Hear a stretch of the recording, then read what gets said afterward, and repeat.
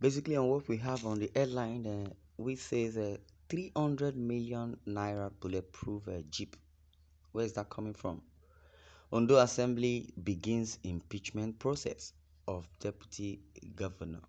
Wala, wala, wala, wala.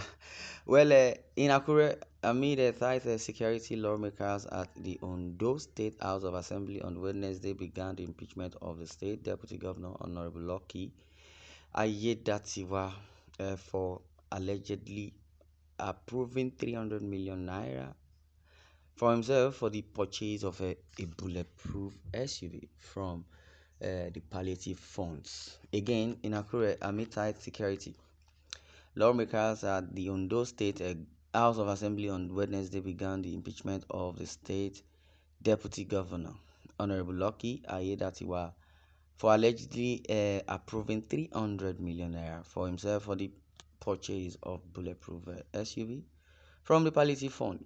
Now, the lawmakers at the hallowed chamber of the House during the sitting moderated by the Speaker, Mr. Olamide Oladiji, read a petition sent to the House by the executive alleging the deputy governor of a gross misconduct and abuse of office. 17 out of the 26 members of the assembly attended the emergency plenary session. Now, the speaker informed the lawmakers present on the contents of the petition. Thereafter, the majority leader of the assembly, Mr. Oluwole Ogumolasui, moved the motion for commencement of processes on the petition. He quoted Section 188 of the Nigerian Constitution on the need to write a letter to the deputy governor to inform him of the allegations. The motion was seconded by a People's Democratic Party's PDP lawmaker representing Akoko South West 2, Honorable Tokpe Agbulu. 9 of the 17 members who were present at the plenary signed the move to serve the deputy governor. Now, the House therefore instructed the clerk of the House to write to the deputy governor informing him of the allegations for reply.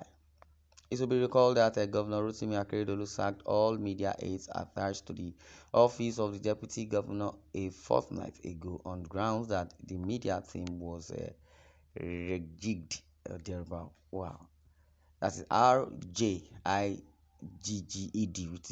which is rejigged thereabout. But there have been a cold war between some members of the State Executive Council and the Deputy Governor over allegation bordering on the disloyalty of the Deputy Governor to the Governor when he was on medical leave. He was alleged of holding clandestine meetings with some members of the cabinet and still formed his own cabinet. With the commencement of the impeachment of the deputy governor, there is every tendency that he would not survive the impeachment move. Ayedatiwa is not seen as a strong politician and does not have any influence on any of the 26 members of the State House of Assembly. As the impeachment process of Lucky Ayedatiwa, the deputy governor of Ondo State, began on Wednesday, Daily Independent learned that Ayedatiwa is being accused of allegedly approving for himself a 300 million naira for purchase of a bulletproof SUV. According to the sources, Ayedatiwa allegedly sourced the money from the 2 billion naira palliative fund recently disbursed to the 36 states by the federal government. Now, according to sources within the assembly, 23 lawmakers have already signed the impeachment notice against Ayedatiwa.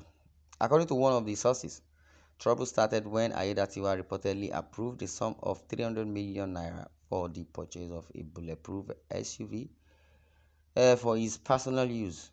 This approval was allegedly given while the state governor was recuperating in Germany. Further complicating matters, it was learned that Ayedatiwa ordered the 300 million naira to be sourced from the palliative fund. This fund provided by the federal government was intended to support states in addressing the needs of their citizens. Wait, realize I go express this thing well for pidgin. I don't understand. Tinubu, representing us as the president, said, I could remember when he said, I don't know if it's 12 million households to get 8,000 naira each, for palliative or for the benefit of doubt, by his presidency, or through his presidency to compensate, from the subsidy funds. Because I could remember 1 month to the subsidy, or 1 month after the subsidy had been removed, 400 billion naira was generated. So I believe trillions of naira would have been generated, from the subsidy removal. And Tinubu, as a president, or from this presidency, promised uh, 12 million household for Nigerians, 80,000 naira per month each. I'm not sure. Okay, I got an alert, of somewhat a debit of 50 naira. Instead of getting credit alert, I got a debit alert. You understand? I saw that it was a maintenance fee or a dispute fee, notification fee. I don't really understand. Now, for those that attend one or two posts or offices promising them to give them money or giving them palliative, meanwhile, the Nigerians who voted them in are languishing. The 8,000 naira was in blasphemy. People even believe that the 8,000 naira couldn't go anywhere, could not be, served as yet. But even though it is being served for 12 million households, is this how they want to run the government? And people are suffering. Someone is buying just a car for 300 million naira. That's a huge amount of money. Where is this country going? Where are we going in this country? Because I don't really believe this is happening to Nigerians. They voted Buhari. They said Buhari is the next level, is the change that will begin with us. Now, a Milocon, attitude has become the watchword of APC. Now, APC down the line 8 years. Now, APC again, running 4 years. That's 12 years. They will want to complete their 16 years, of ruling because PDP did so. That is not retaliation. That is wickedness. Because they will say, yes, since PDP spent 16 years and they had nothing to come out of it or came out of it or there. But when you promise something, you don't fulfill, the country will still, go upside down. Now you're buying cars, you're buying this, you are, extorting the public funds and, accumulating wealth to yourself, embezzling, and that is the kind of politics that you want to play.